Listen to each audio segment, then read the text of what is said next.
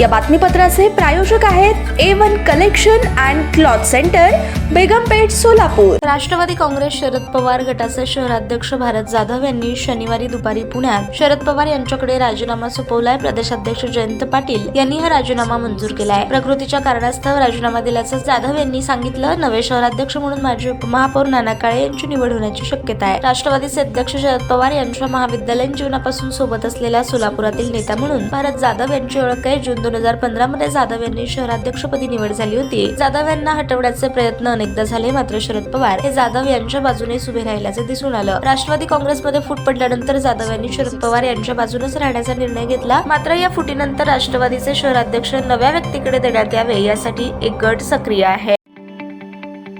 ताज्या बातम्या पाहण्यासाठी प्राईम महाराष्ट्र न्यूज चॅनलला सबस्क्राईब करा।